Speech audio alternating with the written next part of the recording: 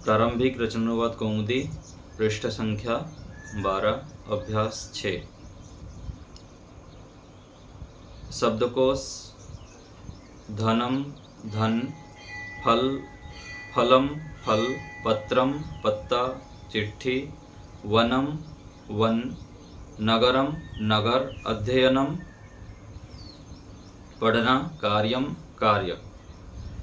यह सब नपुंसक लिंग के शब्द है। धन फल पत्रम ये सब नपुंसक लिंग है। पुल्लिंग स्त्रीलिंग और नपुंसक लिंग, संस्कृत में 3 लिंग होते हैं। ख तुद धातु दुख देना, इश धातु चाहना, स्पृश धातु छूना, लिख धातु लिखना, प्रच्छ धातु पूछना, विष धातु प्रविष्ट होना। दुख देने के लिए तुद धातु प्रयोग होता है। इच्छा करना चाहना, इसके लिए इश धातु का प्रयोग होता है। छूने के लिए स्पृश धातु, लिखने के लिए लिख धातु, पूछने के लिए प्रच्छ धातु और प्रविष्ट होना, कहीं पर जो प्रवेश करते हैं तो उसके लिए विष धातु का प्रयोग होता है।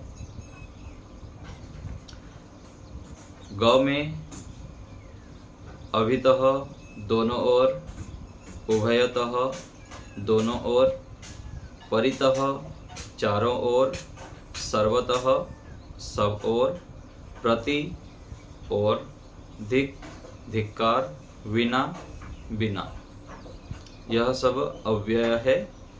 दोनों ओर के लिए अभितः का प्रयोग करते हैं और उभयतः भी दोनों ओर के लिए। दोनों में से कोई एक लगाना है। दोनों में से कोई भी एक लगाएंगे तो वो सही रहेगा। उभयतः लगाएंगे तब भी वाक्य ठीक है और अभितः लगाएं तब भी ठीक है। चारों ओर के लिए परितः, सब ओर, सर्वतः, और जैसे गांव की ओर, विद्यालय की ओर ऐसे बोलते हैं ना वाक्य, हिंदी वाक्य में, तो उसके लिए प्रति प्रयोग होता है। धिक्कार के लिए धिक और बिना बिना। सूचना का धन से लेकर कार्य तक गृहवत चलेंगे। एक गृह शब्द याद कर लेंगे तो बाकी सब गृह शब्द के तुल्य चलेंगे। तुद धातु से लेकर जो यहाँ दिया गया है शब्दकोश में, इस धातु, स्पृश धातु, लिख धातु, तुद से विष तक भवति के तुल्य चलेंगे। आगे व्याकरण में नीचे क्या क्या देने वाले हैं उसको बता रहे हैं कोष्ठक में, ब्रैकेट में। गृह शब्द के विषय में, लोट लकार के विषय में और द्वितीया विभक्ति। पीछे हम लट लकार देख लिए, प्रथम पुरुष, मध्यम पुरुष, उत्तम पुरुष। संस्कृत में 3 पुरुष होते हैं, प्रथम पुरुष और मध्यम पुरुष, उत्तम पुरुष, 3 पुरुष हैं। तो 3 पुरुष बता दिए। लट लकार, अभी लट लकार जो था वो आज वर्तमान काल में, वर्तमान जो भी कार्य हो रहा है उसके लिए लट लकार। लोट लकार आज्ञा अर्थ में, किसी को आज्ञा देते हैं, आदेश देते हैं, इसको करो, खाओ, जाओ, पियो, देखो, खेलो। जब हम किसी को आदेश देते हैं, आज्ञा देते हैं, तो उसमें लोट लकार का प्रयोग होता है। संस्कृत में संबोधन को मिलाकर 8 विभक्तियां हैं। उसमें प्रथमा विभक्ति को बता दिए हैं। अभी द्वितीय विभक्ति के विषय में इस अभ्यास में बताएंगे। गृह शब्द के पूरे रूप स्मरण करो। देखो शब्द संख्या 26, पीछे जो शब्द रूप दिया है वहाँ पर 26 नंबर संख्या में जाएंगे तो गृह शब्द नपुंसक लिंग शब्द आएगा। संक्षिप्त रूप लगाकर धन आदि के रूप गृह के तुल्य चलावें। जो यहाँ पर शब्दकोश में धन, फल, पत्र, वन आदि दिया गया है वह भी गृह के तुल्य ही चलाएंगे, चलाना है। नियम 10 इन शब्दों में लगेगा।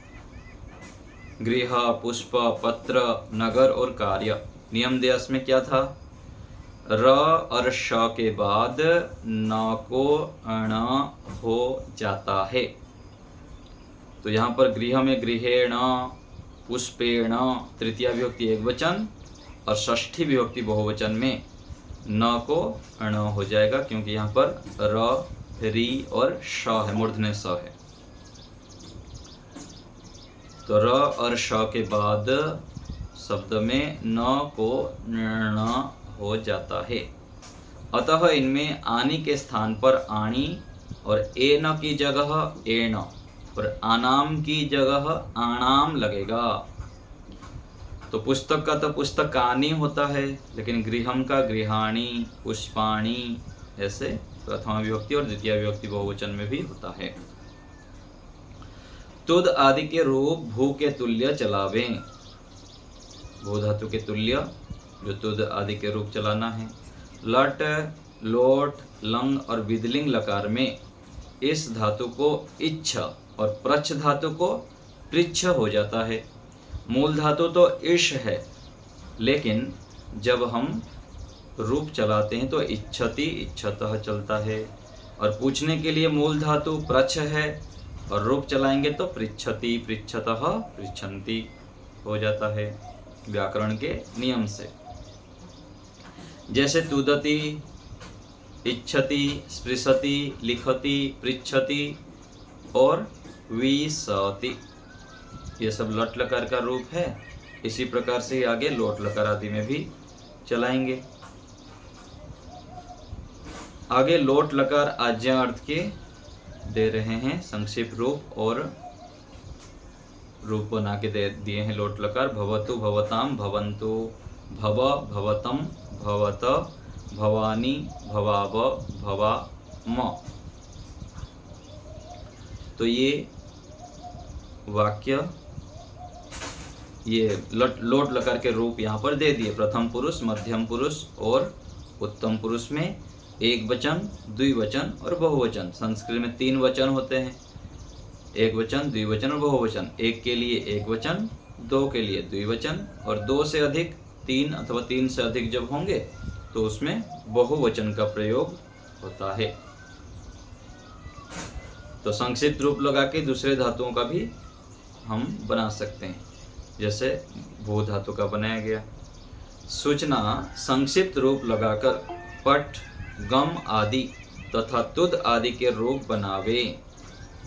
तो यहाँ बता दिए, गच्छतु, पठतु, वदतु, तुदतु, इच्छतु, लिखतु, ये सब संक्षिप्त रूप लगा के बना लेंगे।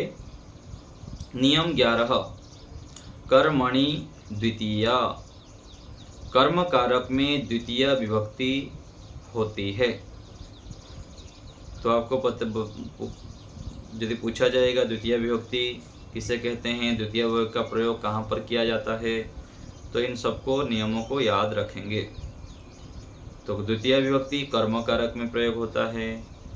उदाहरण जैसे रामः विद्यालयं गच्छति, सः पुस्तकं पठति, सः प्रश्नं पृच्छति।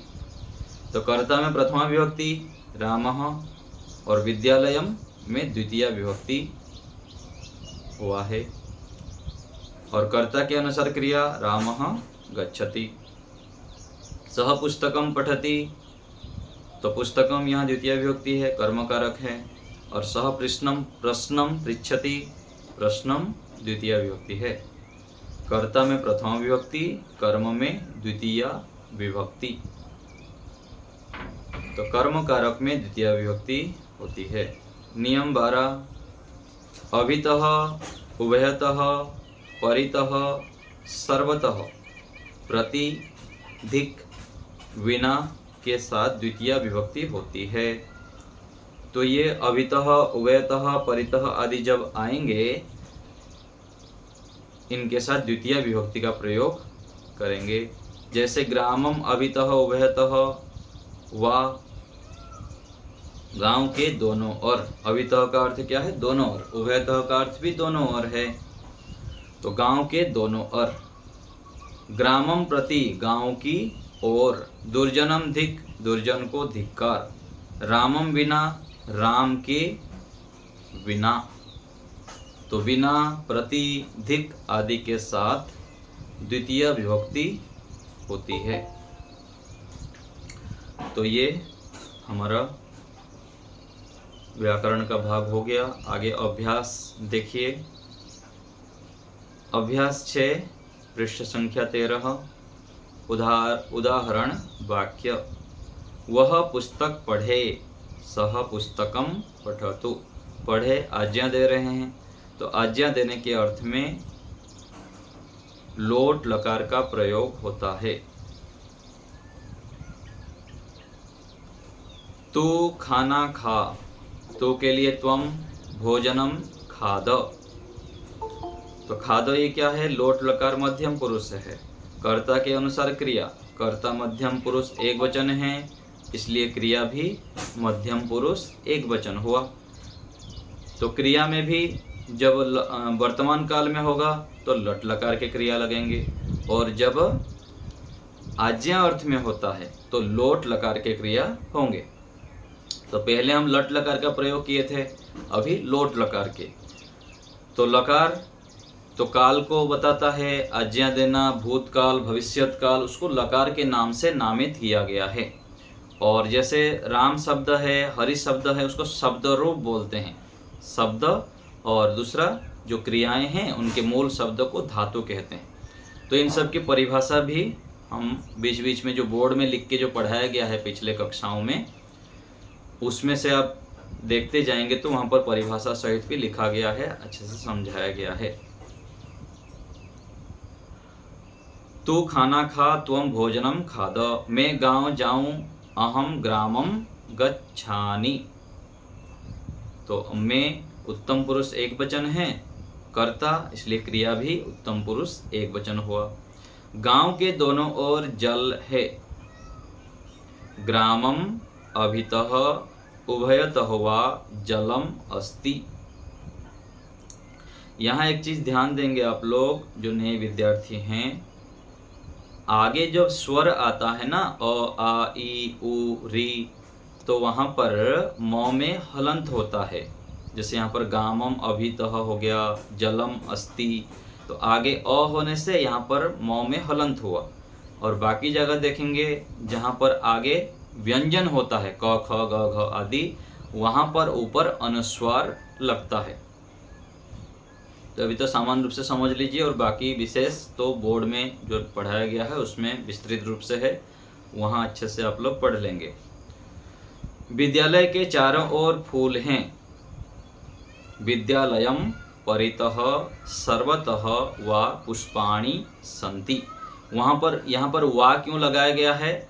वा अर्थात अथवा, परितः भी लगा सकते हैं अथवा सर्वतः लगा सकते हैं, दोनों में से कोई एक लगाना है। यहाँ पर दोनों को दिखाने का प्रयोजन है, इसलिए दोनों लगा के बता दिए हैं। तो विद्यालयम परितः पुष्पाणि सन्ति, यह भी ठीक है, और विद्यालयम सर्वतः पुष्पाणि सन्ति, यह भी ठीक है। सह विद्यालयम प्रति गच्छतु, वह विद्यालय की ओर जाए। सह पृच्छतु, वह उसको नहीं, सह पृच्छतु, उसको प्रश्न पूछो। यहाँ पर वाक्य अधूरा है, तो यहाँ पर जब अच्छे प्रकार से लिखेंगे तो उसको प्रश्न पूछो, ऐसे होगा। जी ऐसे नहीं आएगा, वह पूछ। वह पूछ ये ठीक नहीं लगता है ना, वह पूछ कहाँ प्रयोग होता है। हाँ, वाक्य जब होगा तो वह प्रश्न, ये थोड़ा सा केवल बताने के दृष्टि से दे दिया गया है, नहीं तो ये तो होगा कि उसको प्रश्न पूछो, ऐसे होता है। तुम लिखो, तुम लिखो, ये तो ठीक है, तुम लिखो। अहम प्रश्नम पुष्पम धनम च इच्छानि, मैं फूल और धन को चाहूं, इच्छा करूं, ये भी कम प्रयोग होता है, लेकिन वाक्य रचना की दृष्टि से बता दिए। सत्यम वद, सत्य बोलो, तो ये हो गया उदाहरण वाक्य। आगे देखिए, संस्कृत बनाओ। वह पुस्तक पढ़े, सह पुस्तकम पठतु। वह गांव जावे, सह ग्रामम गच्छतु।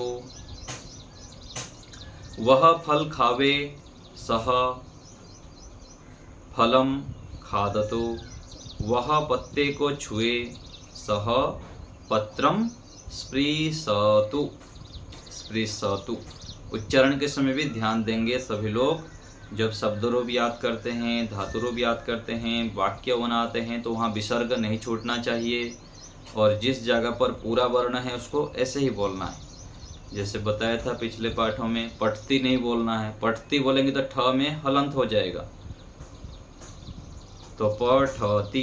तो यहाँ भी स्पृशतु, स्पृशतु नहीं बोलेंगे। स्पृशतु बोलेंगे तो स में बीच का जो स है उसमें हलंत हो जाएगा, तो ये उच्चारण में दोष माना जाता है। वह फूल चाहे, तो यहाँ पर एक बात और बता रहा हूँ। जैसे उदाहरण वाक्य में आप देखेंगे कि सह विद्यालयम प्रति गच्छतु, यहाँ पर स के आगे विसर्ग नहीं है। कहीं पर विसर्ग दिखता है, कहीं पर विसर्ग नहीं दिखता है। तो यहाँ पर व्याकरण नियम के हिसाब से विसर्ग का लोप हो जाता है। आगे कुछ शब्द होने पर व्याकरण के नियम से उसका लोप होके हम वाक्य में प्रयोग करते हैं। तो जब हम संधि पढ़ेंगे आगे, संधि नियम के आधार पर होता है, तो संधि जब पढ़ेंगे तो पता लगेगा। तो यहाँ पुस्तक में जो लिखा है वहाँ पर उस प्रकार से हमको समझना चाहिए। जैसे यहाँ पर ऊपर उदाहरण वाक्य के पहले में 1 नंबर में लिखा है सह पुस्तकम पठतु, तो यहाँ पर विसर्ग नहीं लिखा है, उसका संधि नियम से लोप हो गया है। आगे देखिए, संस्कृत बनाव में हम पढ़ रहे हैं वह फूल चाहे सह पुष्पम इच्छतु।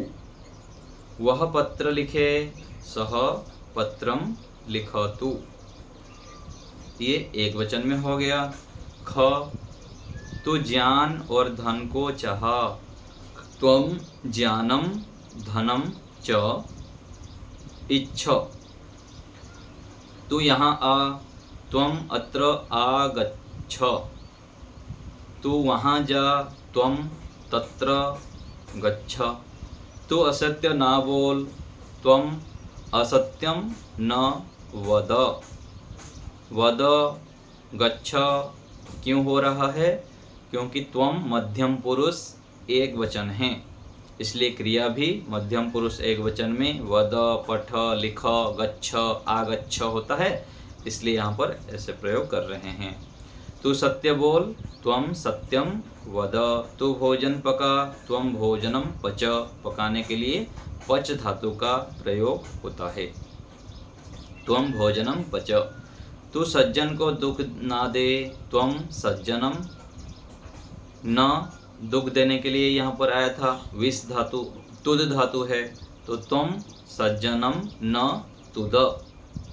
तू घर में प्रविष्ट हो, त्वम गृहे प्रविष्ट। ग उत्तम पुरुष। मैं प्रश्न पूछूं, अहम प्रश्नम पृच्छामि। मैं विद्या पढ़ूं, अहम विद्याम पठामि। मैं पत्र लिखूं, अहम पत्रम लिखामि। मैं पुस्तक चाहूं, अहम पुस्तकम इच्छामि। मैं फूल छूं, अहम पुष्पम स्पृशामि। घ, नगर के दोनों ओर जल है, नगरम अभितः जलम अस्ति। गांव के चारों ओर वन है, ग्रामम सर्वतः वनम अस्ति। घर की ओर जाओ, गृहम प्रति गच्छतु अथवा गच्छ। दुर्जन को धिक्कार, दुर्जनम धिक्। विद्या के बिना ज्ञान नहीं होता, विद्याम विना ज्ञानम न भवति। तो ये 24 वाक्य संस्कृत बनाओ, सभी लोग लिखते जाएंगे। जो नए विद्यार्थी हैं और पुराने विद्यार्थी लिखना चाहे तो भी लिख सकते हैं। तो इतने को तो लिखना ही है कंपलसरी, संस्कृत बनाओ भाग को। और बाकी आगे अशुद्ध को शुद्ध करना, वाक्य बनाना, रिक्त स्थान भरो, बहुवचन में बदलो, इन सब को आप जितना करेंगे उतना अच्छा है। तो ये हमारा अभ्यास 6 हो गया। तो पीछे जितना शब्दकोश हम पढ़ चुके हैं उनको याद रखना है, भूलना नहीं है, और नियमों को भी याद रखना है। अभी कुछ पूछना हो तो बताइए, हाथ उठाइए।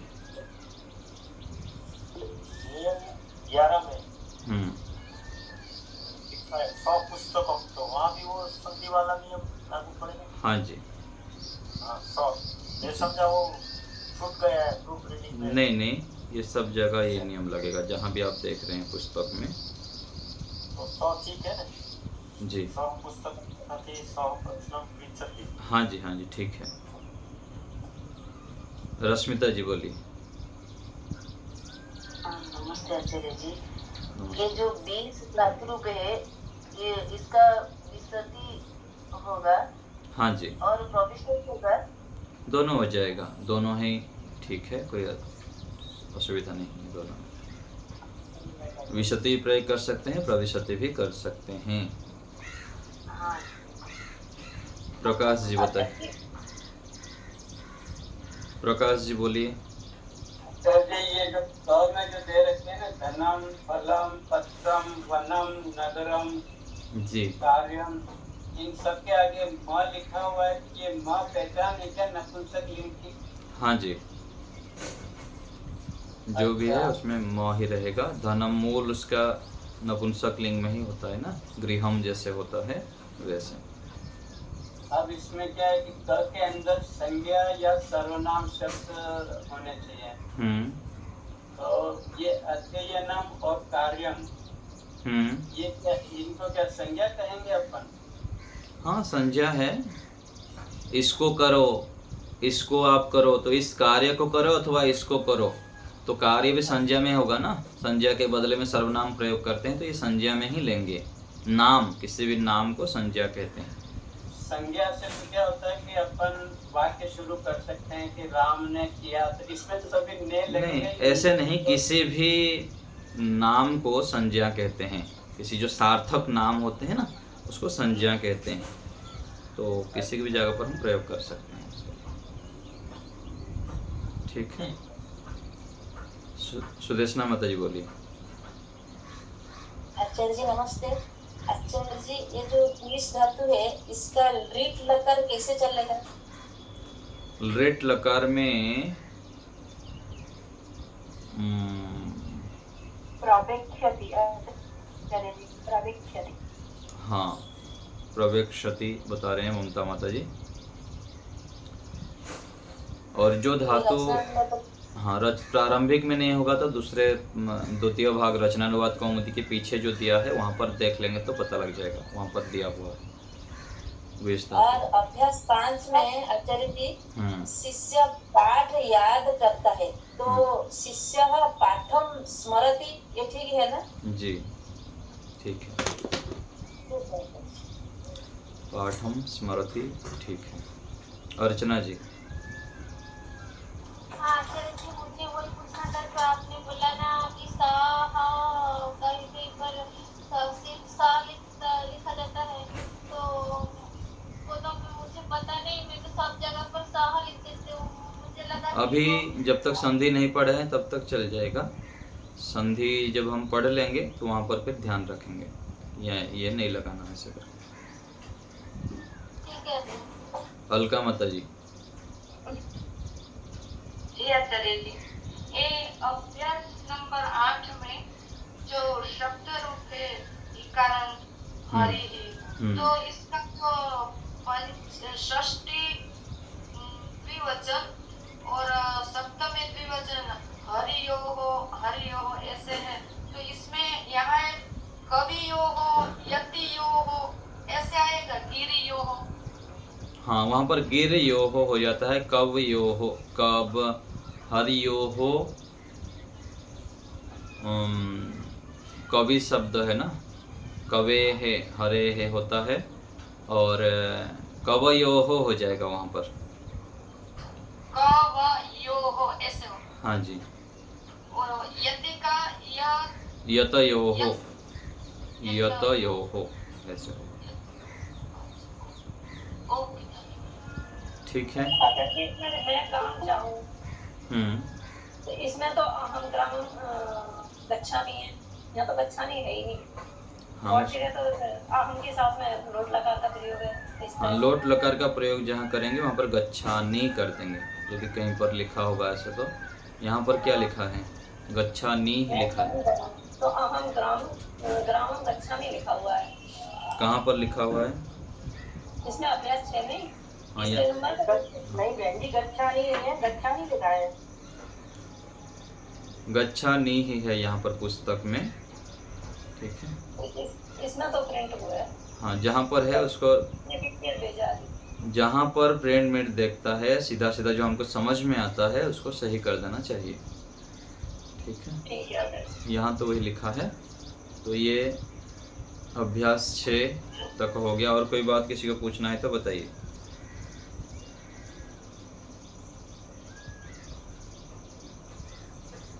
तो यहाँ तक सब लोग देख लेंगे शब्द जो अव्यय है और नए नए आया है, संज्ञा शब्द धातु आदि को देख लेंगे। जी बोलिए। आचार्य जी, जैसे राम शब्द में सप्तमी बहुवचन में रामेशु में मूर्धन्य स्व होता है, ऐसे ही सब बालक नर ये सब में ऐसे ही मूर्धन्य स्व होगा ना? हाँ जी, बालकेषु कहीं कहीं देखना पड़ेगा, दंत स भी हो सकता है कुछ नियम के आधार पर। अधिकतर तो मूर्धन्य स ही होता है रामेषु गृहेषु। और बालक में बालकेषु वो भी मूर्धन्य स लग रहा है, फिर भी कहीं अपवाद रूप में व्याकरण नियम के हिसाब से परिवर्तन भी हो सकता है, ठीक है। ये तो हमको पता नहीं चलेगा आचार्य जी। हाँ, वो तो प्रयोग से पता लग जाएगा धीरे धीरे, आगे जब प्रयोग होगा ना तो पता लग जाएगा। रश्मिता माता जी बोलिए। आचार्य जी, शुद्ध वाक्य बनाओ, तो 2 नंबर है। तुम प्रविशा होगा क्या प्रविशा होगा? प्रविश होगा। प्रविश मध्यम पुरुष एक वचन में प्रविश होता है ना, तो प्रविश ठीक है। हाँ आचार्य जी, धन्यवाद। ठीक है ना, विष भी प्रविश दोनों, कोई समस्या नहीं, ठीक है।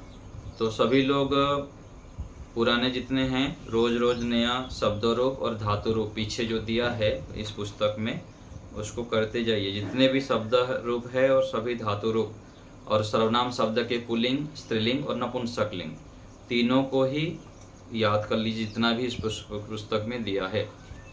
क्रम से याद करते जाइए, रोज रोज आवृत्ति करते जाइए, तब जाके लाभ होगा। एक बार याद करके छोड़ देने से भी लाभ नहीं होता है। तो चलिए आज यहीं रखते हैं, एक बार ओम का उच्चारण करते हैं। ओम शांति शांति शांति। सर्वेभ्यो नमः।